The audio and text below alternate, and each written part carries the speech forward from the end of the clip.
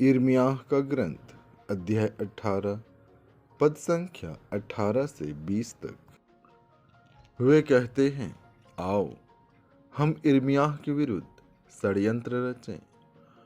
पुरोहितों से शिक्षा मिलती रहती है, बुद्धिमानों से सत्य परामर्श और नबियों से भविष्यवाणी। आओ हम उस पर झूठा आरोप लगाएं, हम उसकी किसी भी बात पर ध्यान न दें। प्रभु, तू मेरी पुकार सुन, मेरे अभियोक्ताओं की बातों पर ध्यान दे। क्या भलाई के बदले बुराई करना उचित है? वे मेरे लिए गड्ढा खोदते हैं। याद कर कि मैं उनके पक्ष में बोलने और उन पर से तेरा क्रोध दूर करने के लिए तेरे सामने खड़ा रहा।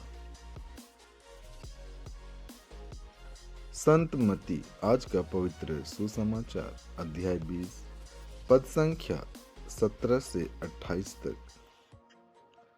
ईसा यरूशलेम के मार्ग पर आगे बढ़ रहे थे। 12 को अलग ले जाकर उन्होंने रास्ते में उनसे कहा, देखो हम यरूशलेम जा रहे हैं। मानव पुत्र महायाजकों और शास्त्रियों के हवाले कर दिया जाएगा। वे उसे प्राणदंड की आज्ञा सुनाकर गैर यहूदियों के हवाले कर देंगे, जिससे वे उसका उपहास करें, उसे कोड़े लगाएं और क्रूस पर चढ़ाएं। लेकिन तीसरे दिन वह जी उठेगा। उस समय जबेदी के पुत्रों की माता अपने पुत्रों के साथ ईसा के पास आई और उसने दंडवत कर उनसे एक निवेदन करना चाहा। ईसा ने उससे कहा, क्या चाहती हो? उसने उत्तर दिया, ये मेरे 2 बेटे हैं। आप आज्ञा दीजिए कि आपके राज्य में एक आपके दाएं बैठे और एक आपके बाएं।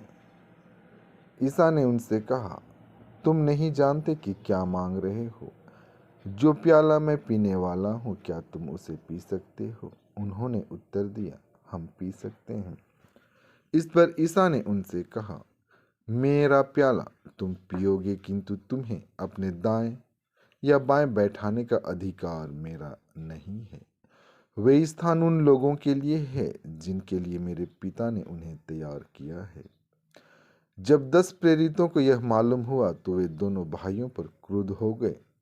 ईसा ने अपने शिष्यों को अपने पास बुलाकर कहा, तुम जानते हो कि संसार के अधिपति अपनी प्रजा पर निरंकुश शासन करते हैं और सत्ताधारी लोगों पर अधिकार जताते हैं।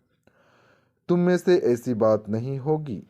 जो तुम लोगों में बड़ा होना चाहता है वह तुम्हारा सेवक बने, और जो तुम में प्रधान होना चाहता है वह तुम्हारा दास बने।